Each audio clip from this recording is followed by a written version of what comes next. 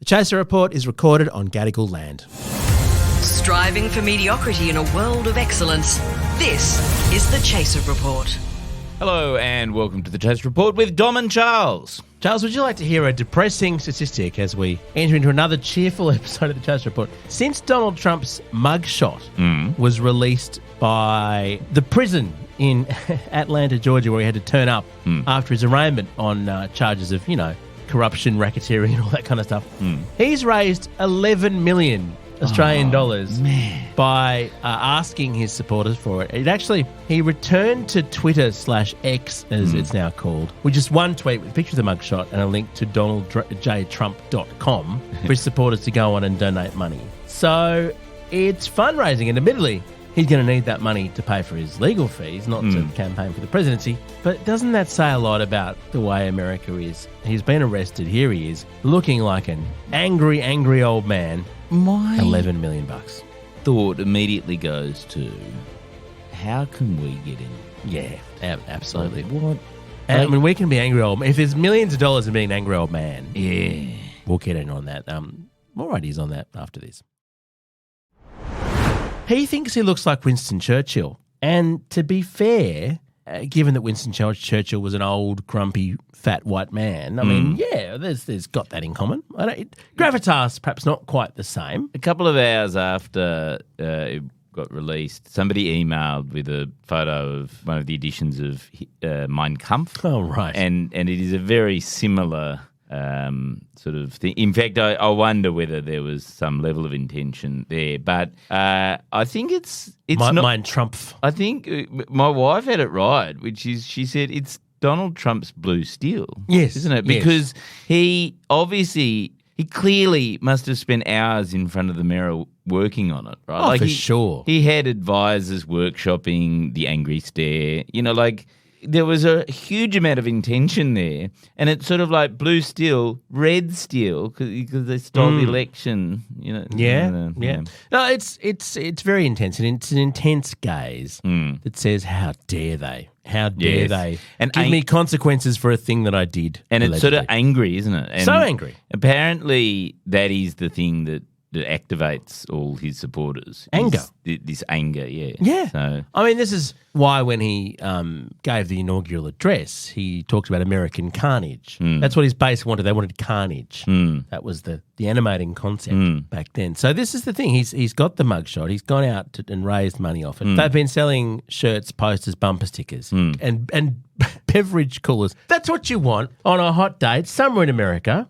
You want to have a nice, refrigerated beverage, ice cold, with Donald Trump's face staring angrily at you from the vessel. So when I went around in 2015, 2016, we interviewed a lot of merch salespeople. Trump who were selling sort of the red hats, the caps and all that sort of stuff. And a lot of them, most of them, I would say, were African American. And sure, it always made us very weirded out that African Americans would be the main, vendors of merch for somebody who was clearly a bit of a white supremacist. And it was quite revealing chatting to them where they went, I don't know, we're literally just capitalists. He'd approve of that. Yeah, we don't like Trump. We just like sell money. Stuff people want. Yeah, and that's his approach. And he said, and the guy who we talked to said that the Trump supporters were a lot richer than the Democrats. So,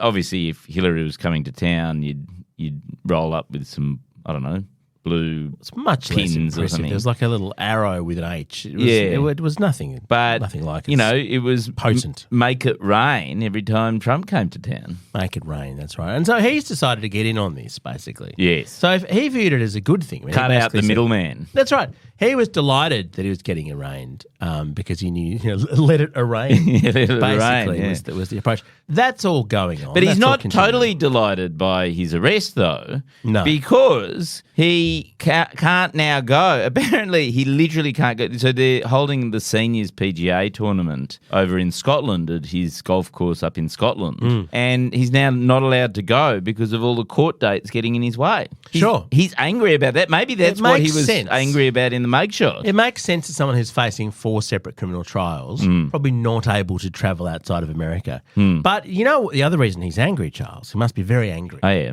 Is because he would have won. He would have won that tournament, the PGA Seniors Tour. The whatever it is. PGA Seniors. He would have. Because this is the thing he said. He's just won. He claims to have just won his 20th, I think it is, club championship. The seniors club at one of his golf clubs. At his own club. At his own club. Right, yeah. okay. And he said, I'm a great athlete/golfer. Yes. This is what he says, great athlete/golfer. Well, and when he was arrested, he had to self-report his height and weight.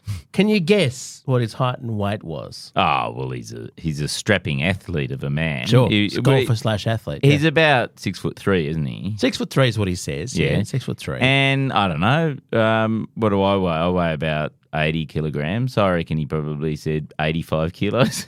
He said 97 kilos. He reckons he's under 100. And there's people have shared a lot of pictures of athletes who are 6'3" and 215 pounds, 97 kilos. A lot of people in the NBA. I'll just show you some pictures. He's got thin bones, though. Yeah, there are a lot of basketball players. Yeah, Reggie Jackson. Yeah, they're lithe, really. NFL stars, Lamar Jackson, all the Jacksons. To be 6'3" and 97 kilos, you have to be lithe. You have to be skinny and muscly. That's what you have to be.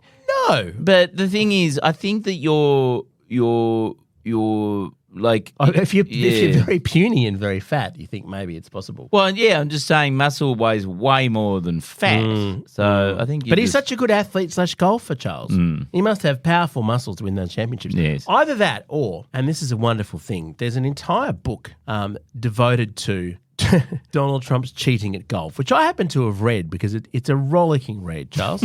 It's by Rick Riley, who's a golf writer, who's played golf with Trump on multiple occasions and interviewed him, and is so outraged that, sure, crimes against humanity, coups, but cheating at golf, Charles. No, yes, it's the ultimate. Beyond the pale. I mean, you can think about the famine in the Horn of Africa at the moment that's making 36 million people starve to death. I mean, some might have said that but his lack of action with the hurricane that hit Puerto Rico for so long, that people died, that was bad. But imagine if he cheated at golf in Puerto Rico. That would have been far worse. Write the book on that. Absolutely. Yes. So what does the book say? Oh, there's so many ways that he cheats. Now, I must say, I've got to be honest, I'm not very good at golf.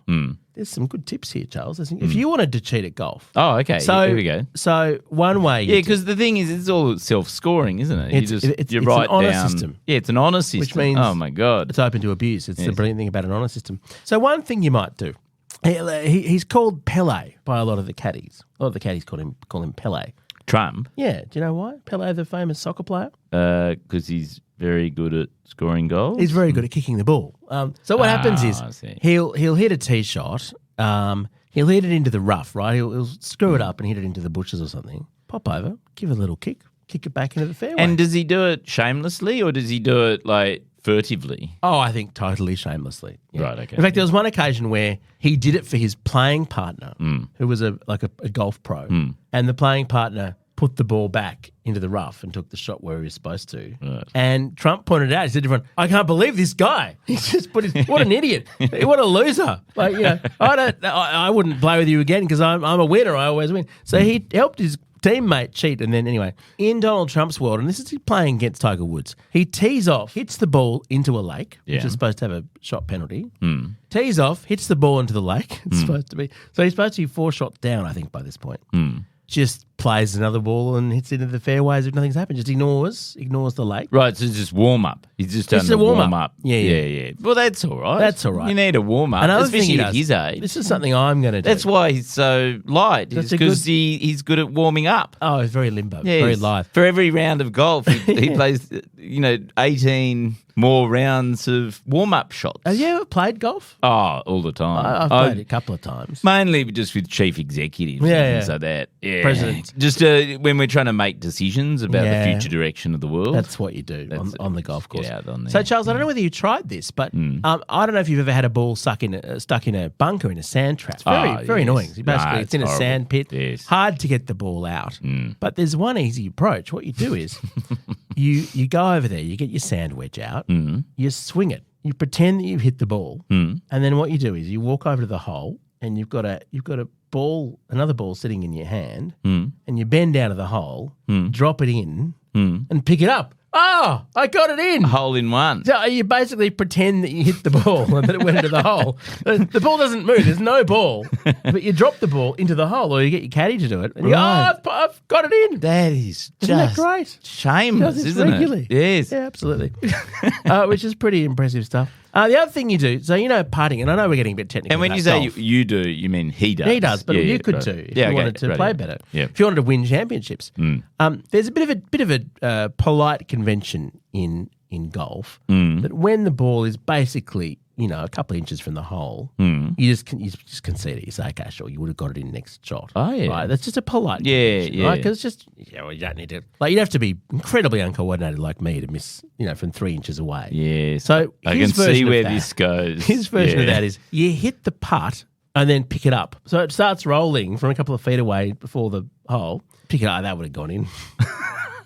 It's I pretty wonder whether good. that applies to like shooting off from the tee. Yeah, You just That sort would've- of. He also throws. I've got this great list here. He throws his opponent's balls into the water on a regular basis. There was I see. That's more the Trump that I know. 'Cause Yeah. I must say, doing it's one thing to stuff cheat for yourself. for yourself, but I always thought, he'd be nudging other people out of the way. as Well, there's a great story about him basically playing through because he always wants to play very quickly. So he just zooms along on the golf cart and overtakes everybody else. Oh, right. And there was a point where some kid had hit a really good shot in the middle of the fairway and he zoomed up in his golf cart and took the ball from the kid and said, "This is my ball now," and played on as though he'd hit the ball.